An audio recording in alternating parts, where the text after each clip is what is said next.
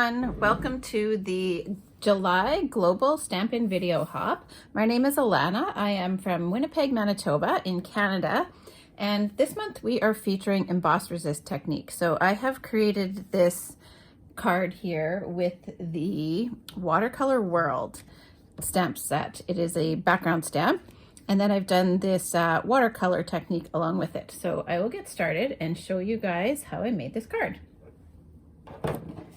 First, I have some supplies, so I'll just move these aside. I've got a thick white card base. Then I have a 4x5¼ basic white layer that I have embossed with the Basics 3D embossing folders. And then I've got a layer of black cardstock, a layer of watercolor paper, and then some pre-die cut elements that I have made here. So I've got this one here, I believe it's Nested Essentials. This one is from the Spinner Dies.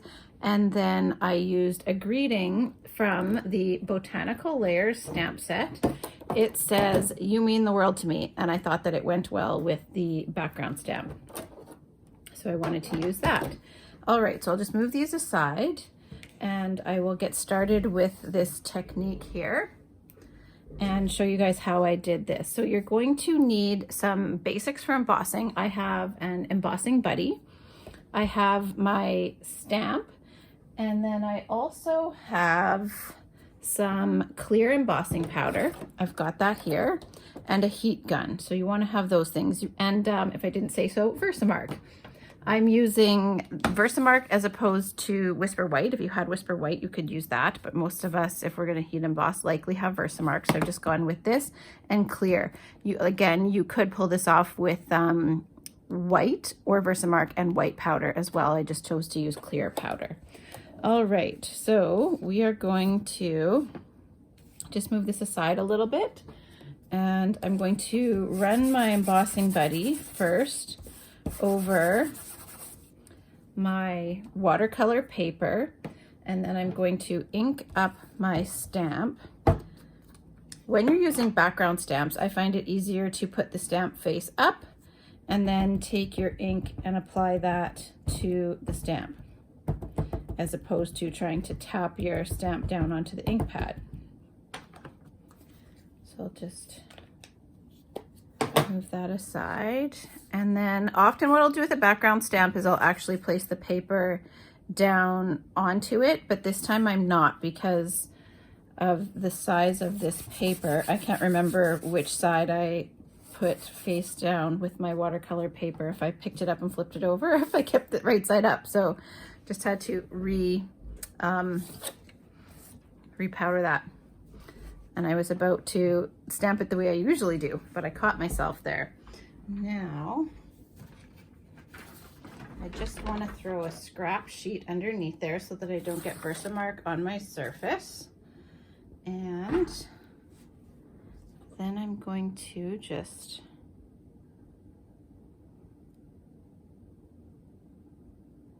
have it just here. There we go. I should have put a stamp mat underneath this and I forgot, so hopefully this works out okay. And then I'm just pressing really well over this. If it looks really bad, I can always flip over my watercolor paper and reuse the other side. Okay, and that we won't know until I get it coated.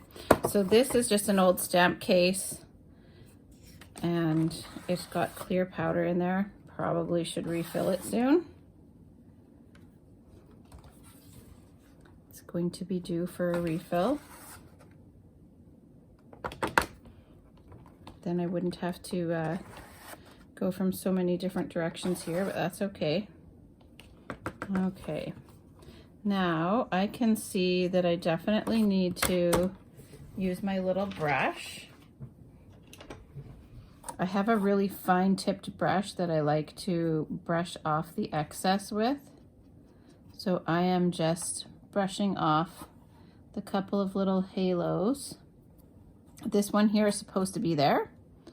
So there we go. That looks okay. I can use this one here. The application was decent. So just bear with me, you'll hear my heat gun for a moment, but I guess you're gonna hear that from everyone this month because we are all doing emboss resist. So 1 second.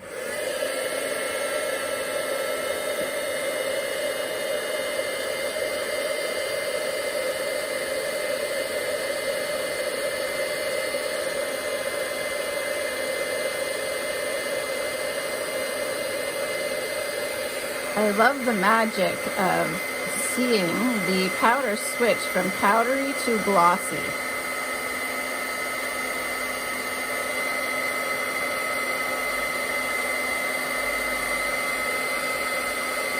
And when you see it switch to glossy, then you know that it's nice and set.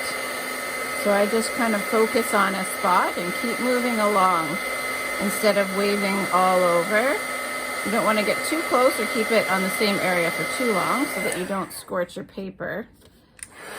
I didn't mean to shut that off there.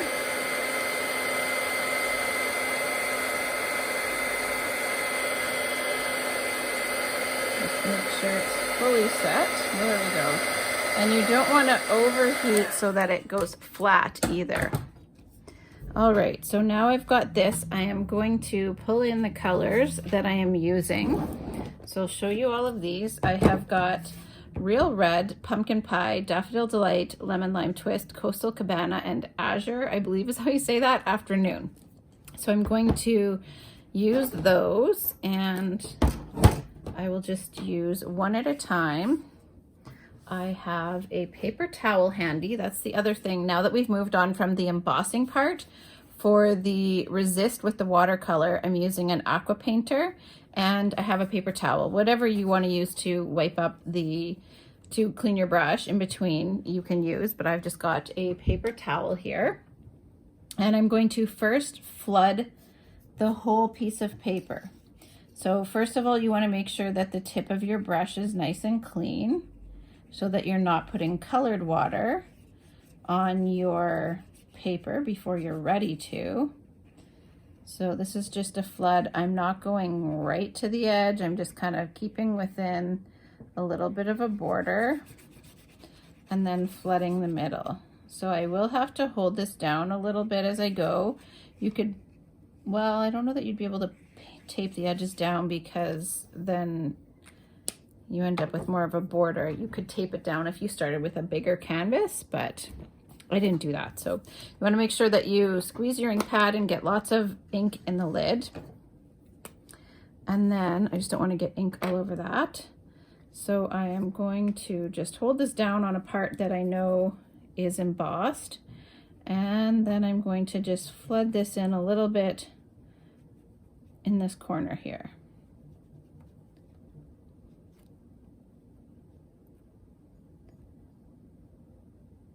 There we go. Now I'm going to run that clean, make sure that there's no color coming out of there, and then I can put the red away. I will bring that back in again afterwards. I'm going to do a second step with that.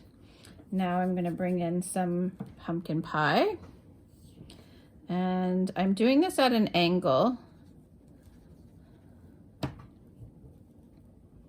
I'm going to just flood that right into there so that it, and then I'm trying to overlap the color just a little bit where they intersect, just so that the lines don't look quite so harsh. I have a couple of harsher lines there. Now I am going to run that clear again, close up the orange, and I need to squeeze some more yellow into there, some Daffodil Delight. Now, as I work my way across, I want to get ink on the back of that. Some of this could start to dry, so I just want to make sure that I still have water in this next section without pulling too much from the previous section.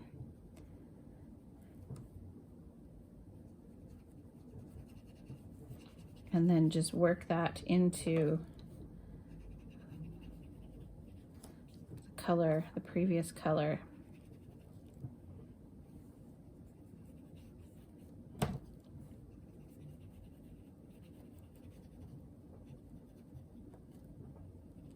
Just kind of working over those lines a little. And you may have your own preferred technique for doing this. I'm just getting the color out here now. Close this one up. And you can dry up the lids there too. If you don't like to leave that water pooled in there, you can always dry up the lid so that you don't have that color or liquid pooled in here and then potentially getting into your pad if you don't want that. So again, I'm just creating a little bit of a flood here in case it's dried up too much so that the color will blend into that water. And I'm going to try to make this one a little more vibrant with this green. I used lemon lime twist, but you could come in with granny apple green if you wanted it to be more bold than this.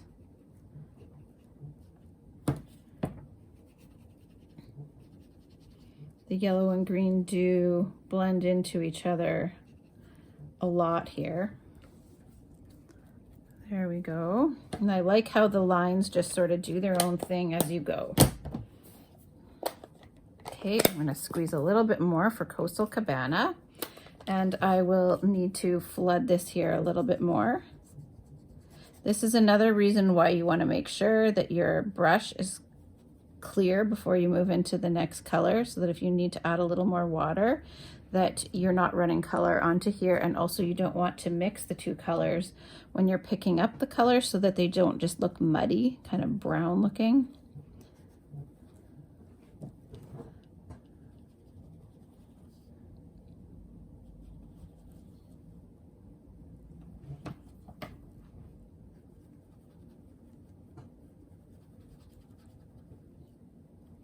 And you won't end up with the exact same look from one time to the next, like you can see here. I'm just going to try to come over these edges a little. Blend these out a little bit. There we go. You can see that my lines here are slightly different from here. Now a little bit of Azure Afternoon, and I'm going to again just make sure that this is wet down the side here. I will have a much smaller portion of Azure Afternoon on this one than on my original. That's okay. I just love how it adds a little bit of pop of color, a little brightness to the outside edge. So I purposely started with the red on the left because I was going to be bringing in that heart here. I knew that I wanted to try that. I'm just letting a little bit of color out here while I blend over this line. I don't want to put so much of that into the Coastal Cabana. There we go. Now I will take my heat gun over this again because I do have another step, but I don't want to do this next step while it's wet. So we're going to just give this a quick dry. I'm going to move that just so that I don't want this to spatter anywhere.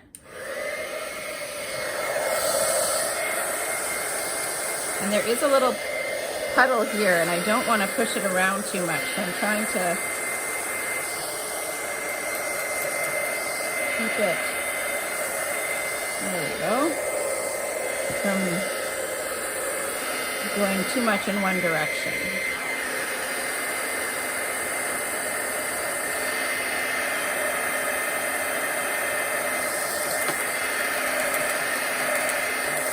So that area that I did the clear embossing resisted the color. Sorry. I'm gonna bump the camera and give you my head in your view. Okay, so now I have two steps that I want to do next. So I am going to just get a little bit of a flood going in the tip of my aqua painter. Just want a little bit of water there, and I'm going to move my sample clear out of the way. So this will help get some spatters where the color will lift. Get a little bit more in there.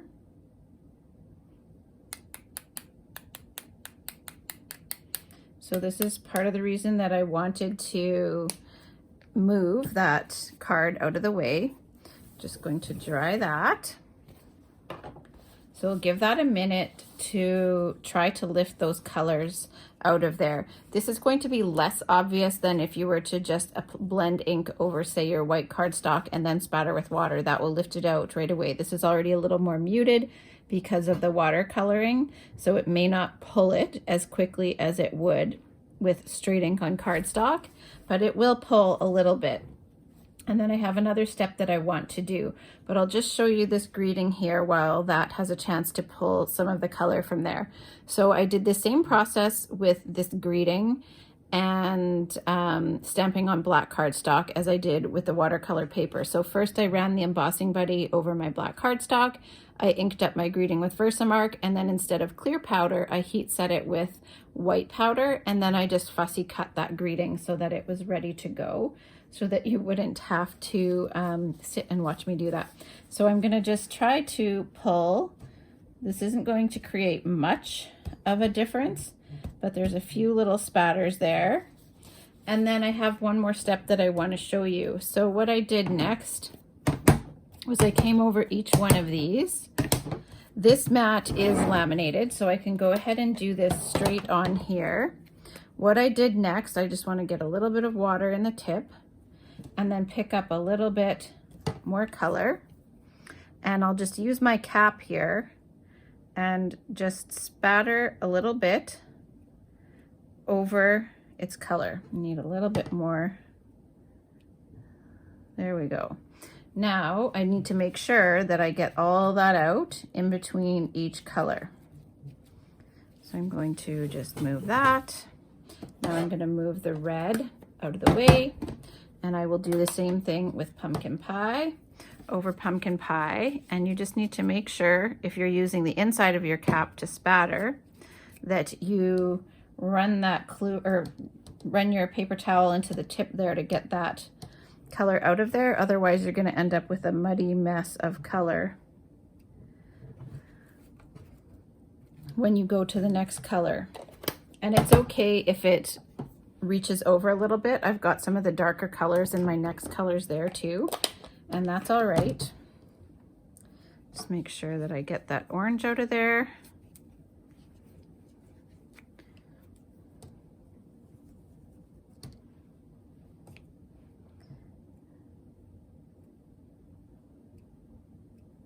So just spatter it over each of the coordinating sections.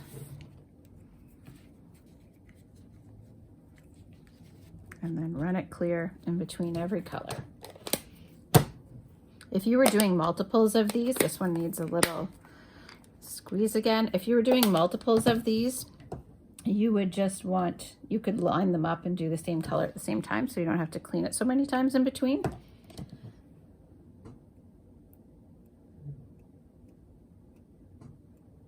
I find that with the cap, I have a little bit more control over the direction of my spatter, as opposed to just tapping over the edge like that. And it added just a little bit more interest to add in the spatter with it. You could skip that part too if it was more work than you wanted, or if you just don't like the look.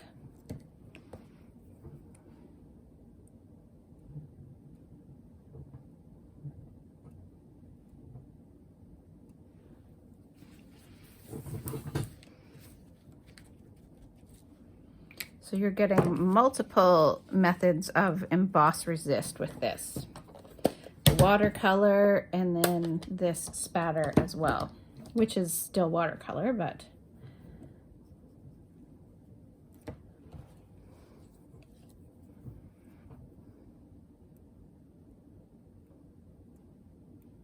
there we go.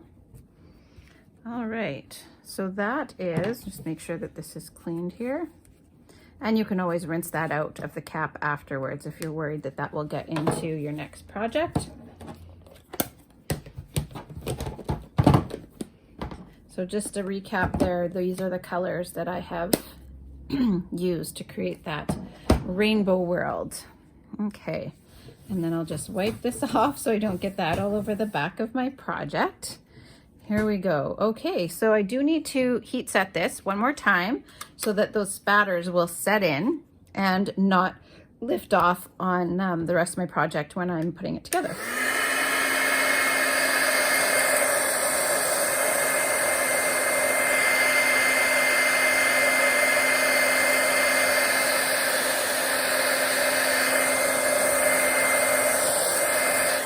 Now some of them are sitting right on top of the heat embossing, so I just need to dab those ones because they won't really lift up since they are sitting on the embossed section.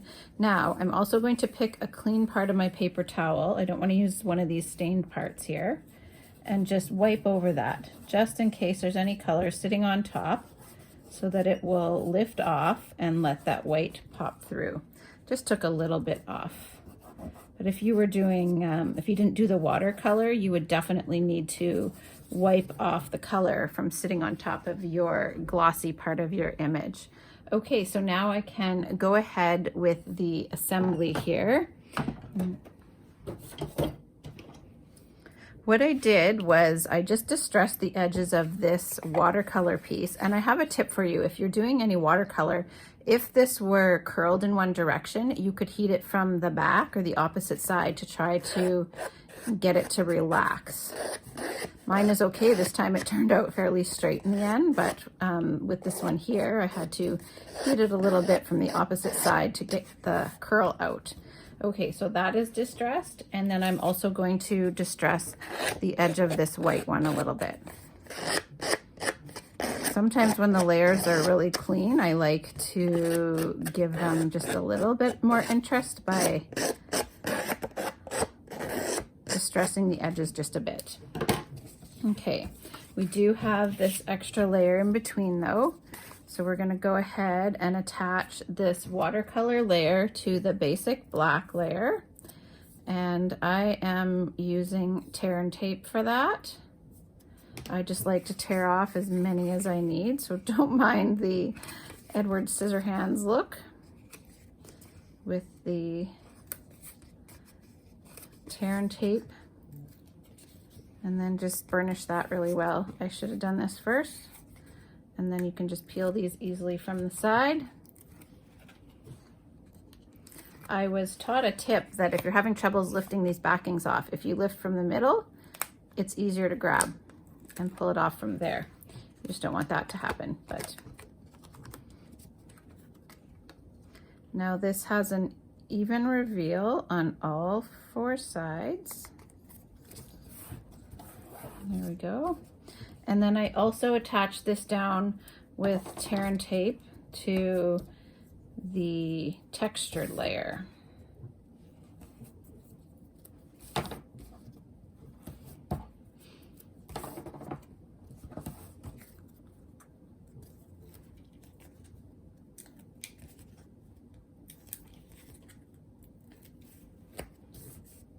Now this will go centered side to side and top to bottom. There is a little bit more reveal on the top and bottom than there is on the sides. And that was just because I cut my watercolor paper in half. So often I will have an equal reveal on all 4 sides, but with this one it doesn't, and I didn't mind how it turned out. All right, now we are going to attach this down in the same way.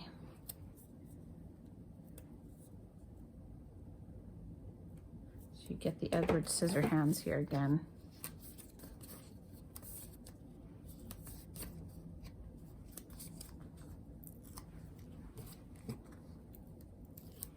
I just love a rainbow project. There is something bright and colorful about them that just makes me happy. There we go. Okay. And then I've got a few more elements here. And I have some white twine, and I also have the iridescent rhinestones that I'm going to use. So what I'll do first is I'm going to just dry fit this. So I'm going to place this little vellum piece here. I could have done without the vellum, but I just kind of liked how it anchored all of the rest of the pieces. So I'm going to place the heart right here with some dimensionals, and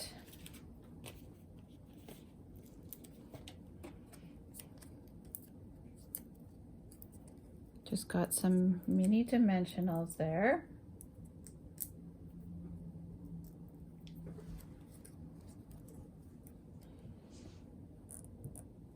And by doing this as a dry fit with this in place, though it's not yet attached, it just helps me position everything. This is going to end up overlapping that, but I do want to dimensional it. So I'm just snipping a little piece here. So that's a strip of the border of my dimensionals. I'm going to snip this in half, and I am going to put one piece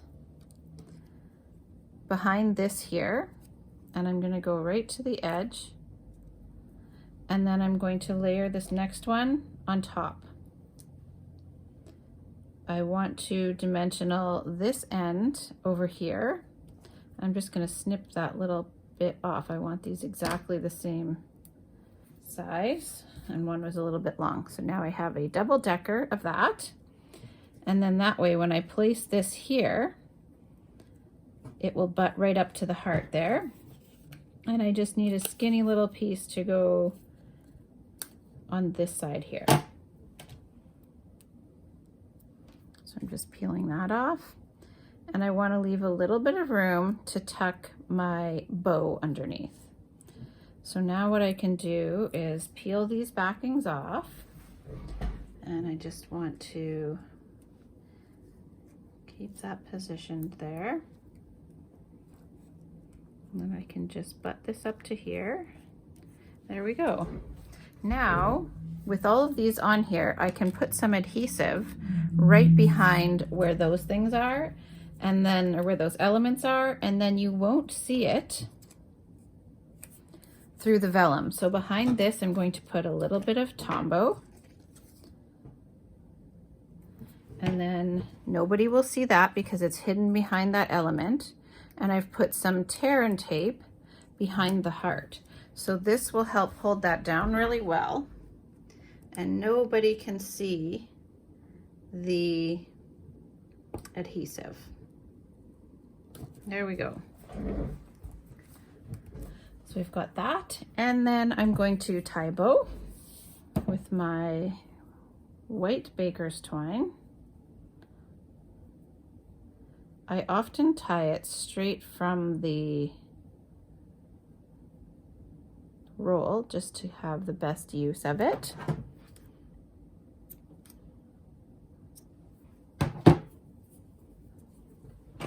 And then I've got some little glue dots.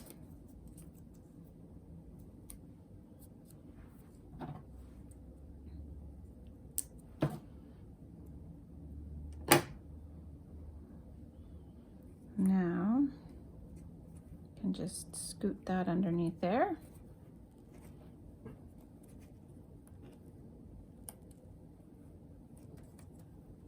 Now I may need to, there we go. I'm going to need to lift this up just a tad and just tuck that little tail under there.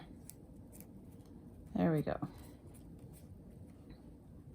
So now that's stuck down. Now I can come in and clean this up just a little bit. I didn't want to take too much off before I attached it. Okay.